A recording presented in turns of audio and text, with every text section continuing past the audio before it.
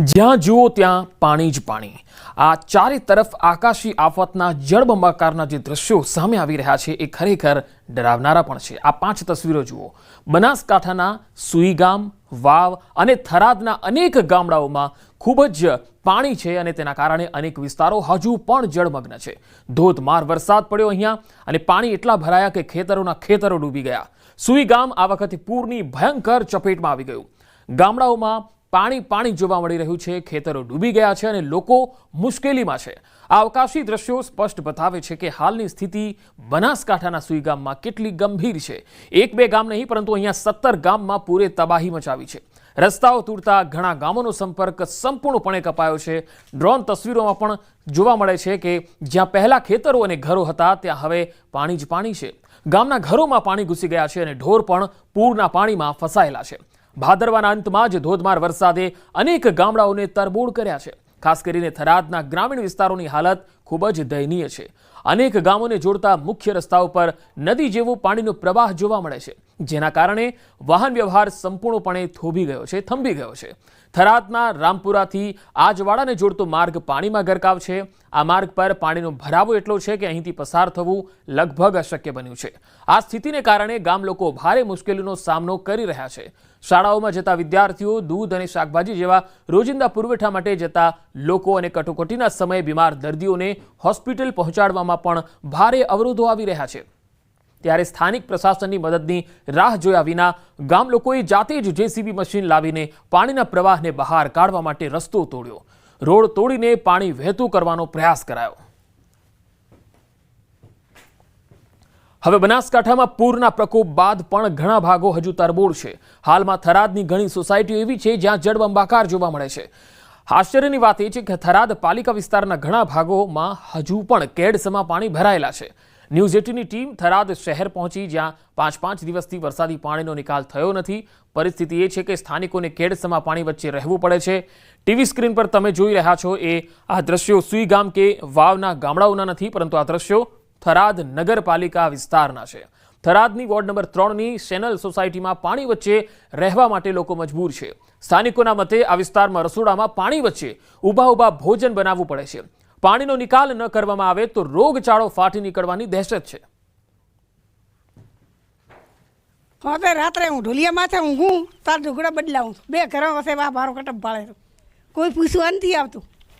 અમે તો કોઈક કામ ને કરતા આવતા ઓલું પેલું કામ કરતા, શું કામ કરે ને એમાં દીચરો એક પગનો ધણી છે। વાવે કે સુઈગામે? હા, કયું ગામ? થરાદ। થરાદ? હા, થરાદ નગરપાલિકા। હા, નગરપાલિકા। મારો ભમરેનથી આવ્યો, મારો ભત્રીજો ચો કોઈ અધિકારી કોઈ નથી આવ્યું ભાઈ। કેટલા ઘરોમાં પાણી? કામમાં હો કરમ તમે ફોટા પાડીને લઈ જાઓ। હજુ પાછા ગાયા તરતળેરી મારતો, ચેટલી મારતો, ગાયા મારો જીવ છે, પૂછો માર કટપને। અત્યારે આ પૂછ આમ તેડીને લઈને ગયા મોન મારવા ટોકડે। કેટલું પાણી? પોણે એટલા જમવાનું તો ઊભા બનાવો ભાઈ, પટારા માથે ગેસડા મેલીને। અત્યારે અમે થરાદના વોર્ડ નંબર 3માં આવેલ સેનલ નગરમાં છીએ। આ દ્રશ્યો જુઓ સેનલ નગરના। વરસાદ બંધ થઈ ગયો છે। રવિવારે રાત્રે વરસાદ પડ્યો, સોમવારે પડ્યો અને મંગળવારે વરસાદ બંધ થયો, છતાં પણ અત્યારે આ પાણી ભરેલા જોવા મળી રહ્યા છે। પાણી નિકાલ કરવા માટે હજુ સુધી કોઈ આવ્યું નથી। માર્કેટ યાર્ડ થરાદ છે, એના પાછળની આ જે સોસાયટીઓ છે, વિદ્યાર્થીઓ જોઈ શકો છો કે પાણીમાંથી અત્યારે તેઓ પસાર થઈ રહ્યા છે। આ સુઈગામ કે વાવનું ગામડું નથી, પરંતુ આ છે થરાદ નગરપાલિકાનો વિસ્તાર, જ્યાં મોટા દાવાઓ કરવામાં આવી રહ્યા છે કે પાણીનો નિકાલ થઈ ગયો છે, પરંતુ આ દ્રશ્યો જુઓ। આ દ્રશ્ય છે થરાદ શહેરના, થરાદ નગરપાલિકા વિસ્તારના। હજી સુધી થરાદ નગરપાલિકા વિસ્તારમાં આટલું પાણી હોય તો પછી વાવ, સુઈગામ અને થરાદના ગામડાઓની શું હાલત છે આ પાણી પરથી જ જોઈ શકાય છે। એક બેન છે, પાણી જુઓ કેટલું પાણી છે। પાણીમાં રહેવા માટે થરાદ નગરપાલિકાના વિસ્તારના લોકો અત્યારે મજબૂર બન્યા છે। સૌથી મોટો સવાલ તો એ થાય છે કે શહેરી વિસ્તારમાંથી હજુ સુધી પાણીનો નિકાલ થયો નથી અને મોટા દાવાઓ કરવામાં આવી રહ્યા છે જિલ્લા કલેક્ટર દ્વારા, જિલ્લાના વહીવટીતંત્ર દ્વારા કે અમે પરિસ્થિતિ પર કાબૂ મેળવી રહ્યા છીએ, પરંતુ આ દ્રશ્યો જ બતાવે છે કે હકીકત શું છે। માત્ર કાગળ ઉપર જ પ્લાન બનાવવામાં આવી રહ્યા છે, પરંતુ રિયાલિટી અલગ જ છે। જ્યારે તમે થરાદ આવો, આ વિસ્તારમાં આવીને જુઓ, આ વિસ્તારમાં હજુ પાણી છે। આ વિસ્તાર ફરી એકવાર આપને બતાવીશ કે આ વિસ્તાર જુઓ। આ કાકા આવી રહ્યા છે સાયકલ ઉપર, અહીંયા કોઈ વાહનો નથી ચાલતા, અહીંયા કોઈ બાઇક નથી ચાલતું, બહુ જ મુશ્કેલી પડી રહી છે લોકોને. શહેરી વિસ્તારમાં આવી મુશ્કેલી હોય તો ગ્રામીણ વિસ્તારમાં કેટલી મુશ્કેલી છે. શું નામ કાકા તમારું? હીરાભાઈ, કેવી પરિસ્થિતિ? પરિસ્થિતિ ખૂબ ખરાબ છે. ધાર હોય ત્યારે પાણી આવે ત્યારે આવીને આવી પરિસ્થિતિ અમારે હોય છે. કોઈ આવ્યો પાણી અહીં? કોઈ પાણીનો નિકાલ કરતો નથી, કોઈ અધિકારી બીજા હોય આવતા જ નથી. દાવા થઈ રહ્યા કે થરાદમાંથી પાણી નીકાળી દીધું. અમારે રાતનું કોઈ એક પાર્ટીનું જોવાનું નથી, અમારે તો પાણીનો નિકાલ કરે. પાણી નિકાલ નહીં થયો હજી સુધી? નથી થયો હજી. આ 3 વખત પાણી આવ્યું. લાઇટ તો હમણાં અભિયાલ આજે આવી છે. વરસાદ બંધ 3 કલાકથી લાઇટ નથી. વરસાદ બંધ થયા ને કેટલો સમય થયો? વરસાદ બન્યા અને 12 કલાકથી હું છું. 12 કલાક થયું છતાં પણ હજી પાણી પડ્યું છે.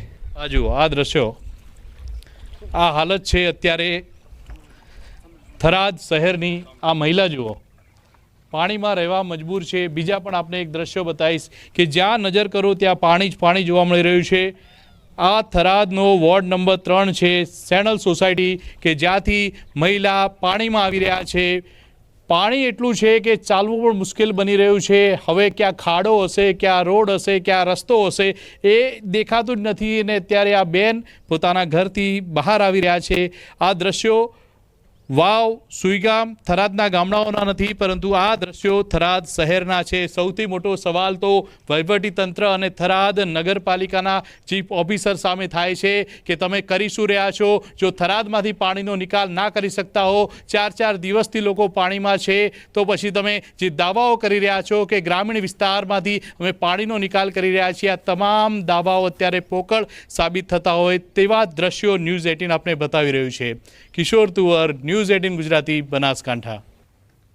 તો બનાસકાંઠાના સુઈ ગામના દૂધવા સેડવ કુંભારખા ગામની ગંભીર સ્થિતિ છે. ગામના લોકો પાણી વચ્ચે રહી રહ્યા છે. તસવીરોમાં તમે જોઈ શકો છો. આ મામલે ન્યૂઝ 18 અહેવાલ પણ પ્રસારિત કર્યો.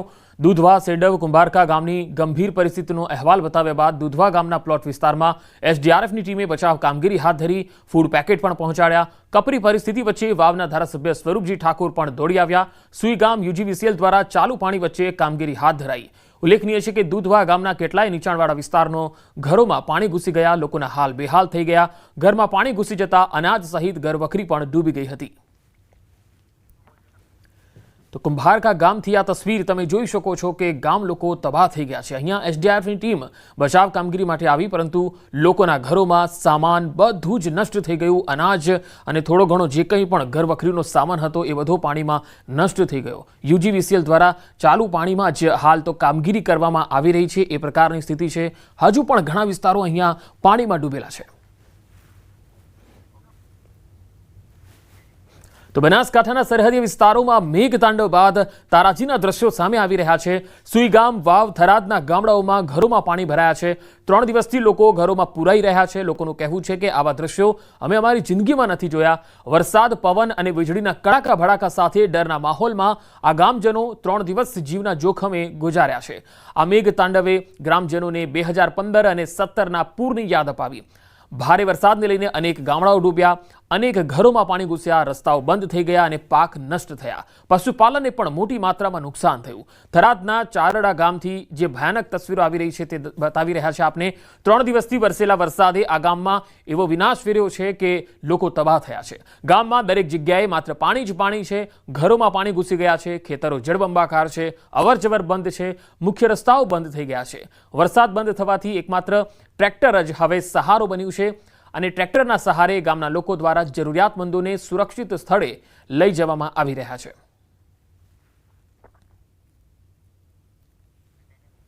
તો બનાસકાંઠાના પૂરગ્રસ્ત વિસ્તારની આજે મુખ્યમંત્રી ભૂપેન્દ્ર પટેલ મુલાકાત લેવાના છે. ભારે વરસાદથી થયેલા નુકસાન માટે સરકાર વળતર ચૂકવશે. સીએમ આજે સુઈ ગામ જવાના છે અને સ્થિતિનું નિરીક્ષણ પણ કરશે. સુઈગામ તાલુકાના ઘણા ગામો આજે પણ જળમગ્ન છે. શિવનગર, રૂપાણીવાસ, ભાટવર, જલોયા, દૈયપ સહિતના અનેક ગામો પાણીમાં છે અને આજે પણ સુઈગામ અને વાવ તાલુકાની શાળા કોલેજોમાં રજા રાખવામાં આવી છે. વાવ સુઈગામ મુખ્ય હાઈવે આજે પણ બંધ છે. હાઈવે પરથી છાતી સમૂહ પાણી વહેતું થયું છે.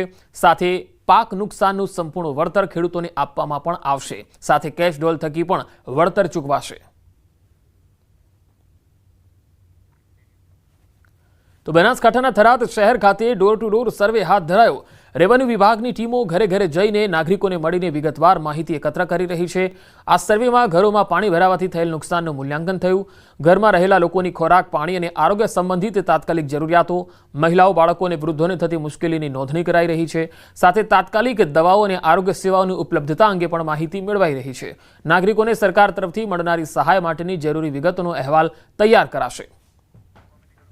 તો બે અલગ અલગ તસવીરોમાં તમે જોઈ શકો છો કે નાગરિકો જેઓ તબાહ થયા છે, જેમના ઘરે મોટું નુકસાન થયું છે, આખા ગામ જે છે એ તબાહ થઈ ગયા છે પૂરના પાણીથી. તેના કારણે હવે વહીવટી તંત્રની ટીમ, રેવન્યુ વિભાગની ટીમ જે છે એ સહાયની ચૂકવણી માટેનો ડોર ટુ ડોર સર્વે કરવા માટે અહીંયા પહોંચી રહી છે અને સર્વે હાથ ધરાયો છે. એક અહેવાલ જે છે એ સરકારને પણ રજૂ કરવામાં આવશે. કેશડોલ પણ અહીંયા ચૂકવાશે.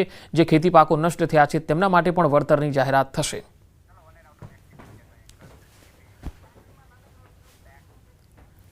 રોડ ખરાબ હોવાની ફરિયાદ કરતા માર પડ્યો. પાટણમાં આ બનાવ બન્યો છે, જ્યાં ટોલ બૂથ પર એક વાહન ચાલકે ફરિયાદ કરી તો તેને માર મારવામાં આવ્યો. સાંતલપુર ભારતમાલા હાઈવે પર ટોલ બૂથના કર્મચારીઓએ વાહન ચાલક પર હુમલો કર્યાનો આરોપ છે. બકુત્રા ગામ નજીક ટોલ બૂથ પર વાહન ચાલક પરિવાર પર થયેલ હુમલાની ઘટનાનો વિડીયો સામે આવ્યો. બનાસકાંઠાના ખારેડા ગામના સાધુ પરિવાર અંજાર તરફ જઈ રહ્યા હતા. એ દરમિયાન આ બનાવ બન્યો. વાહન ચાલકે કહ્યું કે રોડ ખરાબ છે તો ટોલ કેમ લો છો? આવું કહેતા ટોલ બૂથના કર્મચારીઓએ હુમલો કરી દીધાનો આરોપ છે.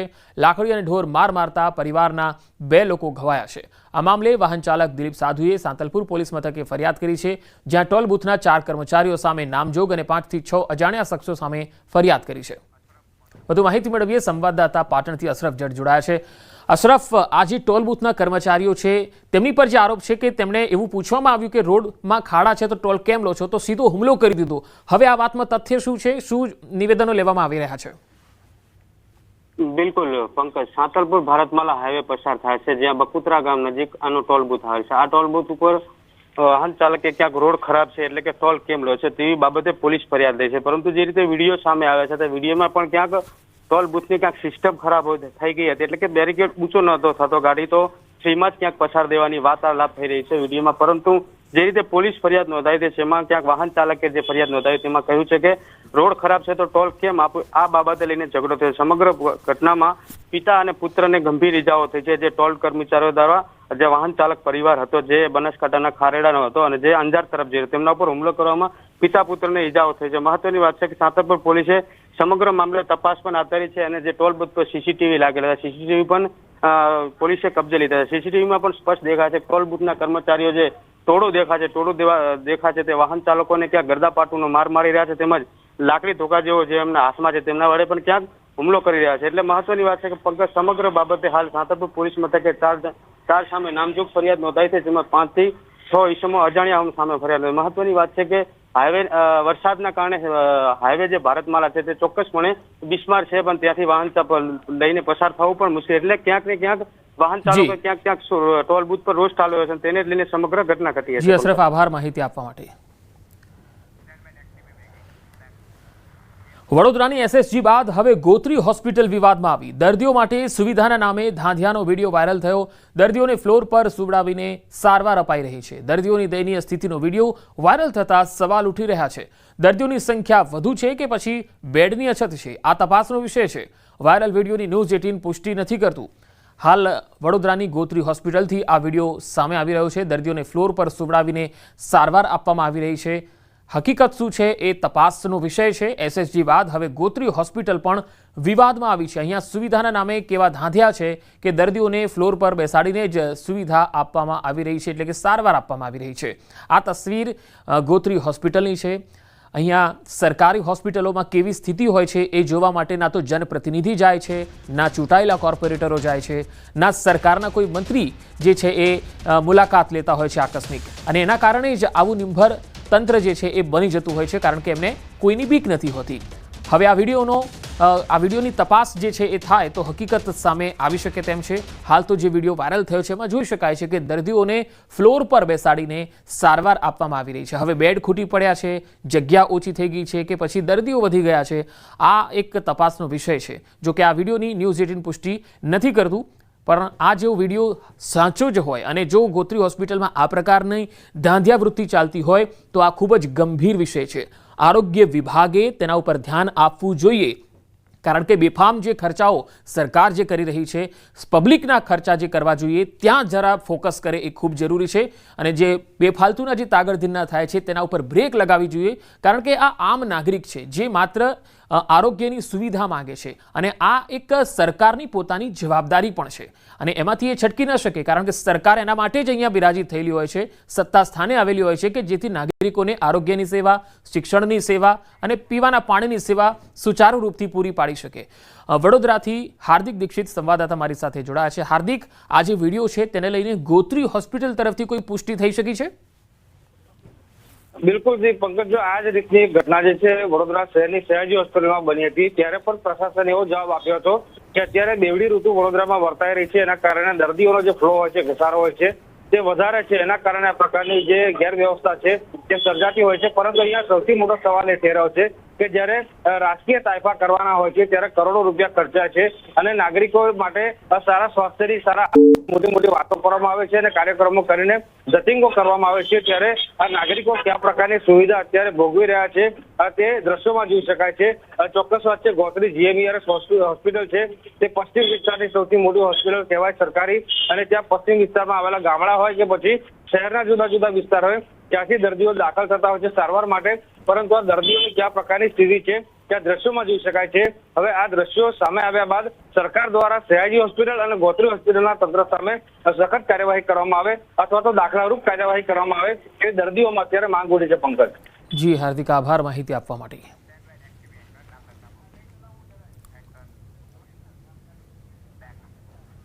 સુરતમાં યુવકે પોલીસ સ્ટેશનમાં ખુરશી પર રીલ બનાવી. યુવકને રીલ બનાવી ભારે પડી ગઈ.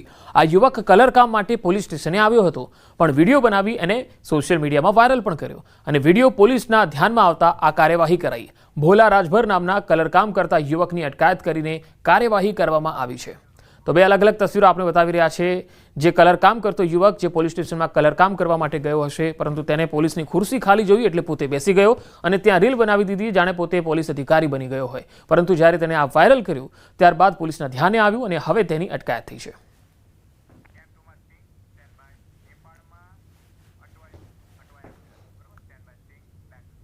અને હવે વાત કરીશું નેપાળમાં અટવાયેલા ગુજરાતીઓની.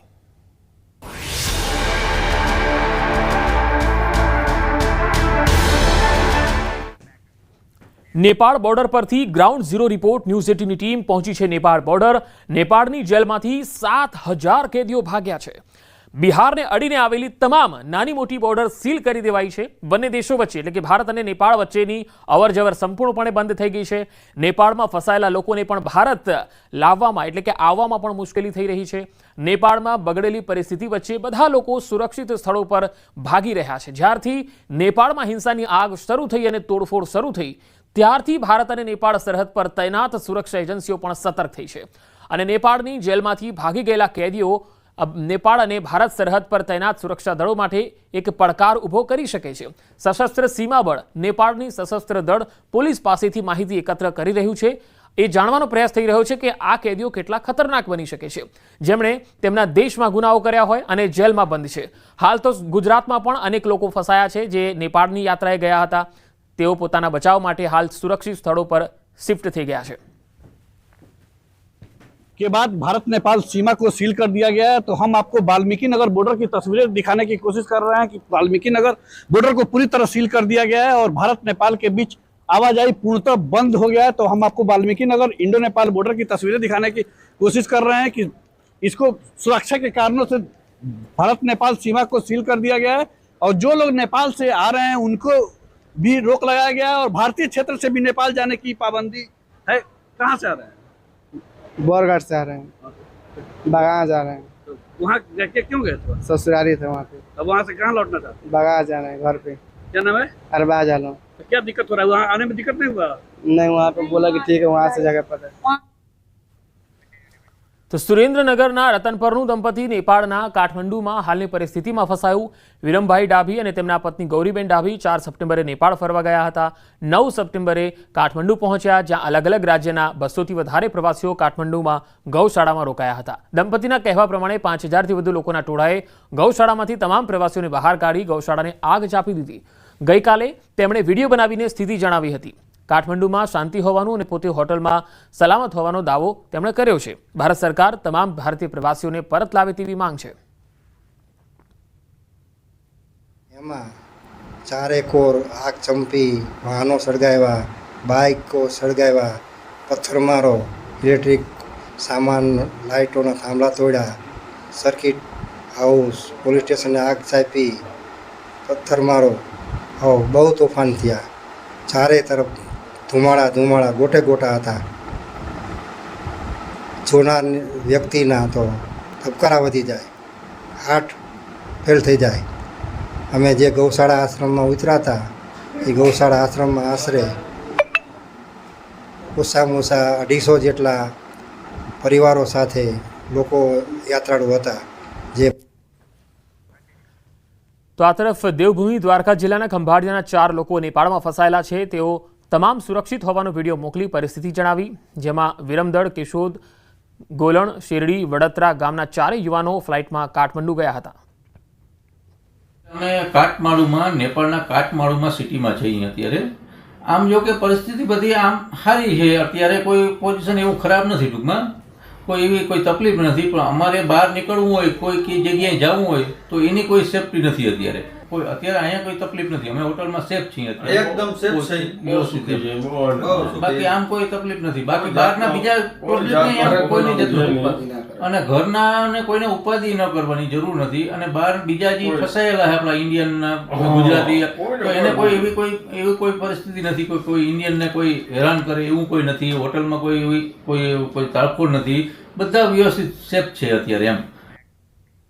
વધુ સમાચારો પર નજર કરીશું. હાલ રોકાઈશું એક વિરામ માટે.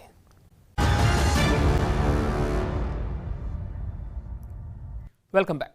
મોબાઈલ ફોરેન્સિક વાનનું લોકાર્પણ સમારોહનું આયોજન છે. ગાંધીનગર ખાતે મુખ્યમંત્રી ભૂપેન્દ્ર પટેલના હસ્તે લોકાર્પણ કરાયું. ફોરેન્સિક સાયન્સની મહત્વની 28 યુનિટનું લોકાર્પણ થયું, જેમાં NDPS અને DNA તપાસ સ્થળ પર જ થાય તેવી લેબ છે, જે ગુજરાતની શાંતિ સલામતી માટે મહત્વનું પુરવાર સાબિત થશે. આજથી આ ફોરેન્સિક લેબનો ઉપયોગ થશે. તો આ ફોરેન્સિક લેબ ગુજરાતમાં શાંતિ સલામતી માટેની એક આ સુવિધા ગાંધીનગર ખાતે મુખ્યમંત્રીએ તેનું લોકાર્પણ કર્યું. મોબાઈલ ફોરેન્સિક વાન છે, જેનું લોકાર્પણ આજે કરવામાં આવ્યું.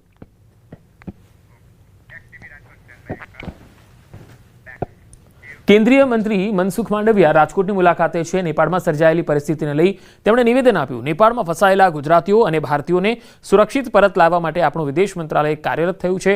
કાઠમંડુમાં આપણું દૂતાવાસ છે, તે પણ સતત આપણા ભારતીયોના સંપર્કમાં છે. નેપાળમાં આપણા ઘણા ગુજરાતી અને ભારતીય યાત્રાળુઓ પણ વર્તમાન સ્થિતિમાં ફસાયા છે. આપણું વિદેશ મંત્રાલય, આપણું વિદેશ દૂતાલય જે કાઠમંડુમાં છે, એ પણ આપણા બધા શ્રદ્ધાળુઓ ભારતીયો એ સુખરૂપ ભારતની અંદર પરત પહોંચે એના માટે પ્રયાસ કરી રહ્યા છે. અમરેલી જિલ્લામાં બિસ્માર માર્ગો અને રેતી ચોરી મુદ્દે ભાજપ આગેવાને સીએમને પત્ર લખીને રજૂઆત કરી. પ્રદેશ ભાજપ કિસાન મોરચાના મહામંત્રી હિરેન હિરપરાએ મુખ્યમંત્રીને પત્ર લખીને રજૂઆત કરી. અમરેલી જિલ્લાના અતિ બિસ્માર નેશનલ હાઈવે અને સ્ટેટ હાઈવે તાત્કાલિક રિપેર કરવાની માંગ છે. આ સાથે નવા ડામર રોડ કે પછી રીકાર્પેટ રોડના કામમાં ગુણવત્તાનો અભાવ હોવાની પણ રજૂઆત કરી. ગેરકાયદેસર રેતીનો ઉપયોગ કરી બહારથી રેતીના લીઝના પાસ રજૂ કરવામાં આવતા હોવાની પણ રજૂઆત કરી. વધુ પડતા વરસાદના હિસાબે અમરેલી જિલ્લાના સ્ટેટ હાઈવે અને નેશનલ હાઈવે એ બિસ્માર્ક બન્યા છે. ખૂબ મોટા ખાડાઓ પડ્યા છે અને નાના વાહન ધારકો હોય કે મુસાફરો હોય એમને ખૂબ મોટી અગવડતાઓ પડી રહી છે. ત્યારે અમરેલી જિલ્લાના જે રોડ અને રસ્તાઓ છે એ ગુણવત્તા સાથેના બને. સુરત જિલ્લાના બારડોલી ખાતેથી સન્માન યાત્રાનું આયોજન કરવામાં આવ્યું. આ યાત્રા 11 સપ્ટેમ્બર બારડોલી સ્વરાજ આશ્રમ ખાતેથી શરૂ થઈ, જે 22 સપ્ટેમ્બર પવિત્ર સોમનાથ ધામ સુધી રહેશે. આમ કુલ 12 દિવસની યાત્રા રહેવાની છે. યાત્રા 1800 કિલોમીટરનું અંતર કાપી 355 ગામોમાં જશે. સરદાર સાહેબની 150મી જન્મ જયંતિ આવી રહી હોય ત્યારે સરદાર સાહેબે જે દેશ માટે પોતાનું સર્વસ્વ આપ્યું છે, ત્યારે સરદાર સાહેબના વિચારો જન સુધી પહોંચે, યુવા પેઢી સુધી સરદાર સાહેબની વાત છે. એ માટે આ યાત્રાનું આયોજન કર્યું છે. સરદાર યાત્રા કોઈ એક સમાજની નહીં, પરંતુ જીપી વસ્ત્રાપુરા ચેરિટેબલ ટ્રસ્ટ દ્વારા આયોજિત છે. સમગ્ર ભારતભરના લોકો અહીંયા ઉપસ્થિત થવાના છે આખી યાત્રા દરમિયાન, અને દરેક સમાજના લોકો પણ પધારવાના છે. યાત્રાનો મહત્વનો ઉદ્દેશ છે કે સરદાર સાહેબના વિચારો, સરદાર સાહેબનું વિઝન અને સરદાર સાહેબને આજની યુવા પેઢી જાણે. અને આ યાત્રા આજે 11 તારીખથી બારડોલી સ્વરાજ આશ્રમથી નીકળી અને સોમનાથ એટલે કે કર્મભૂમિથી સરદાર સાહેબની ધર્મભૂમિ સુધીની યાત્રા 12 દિવસનું આયોજન છે. તો આ બુલેટિનમાં અત્યારે આટલું જ. નમસ્કાર.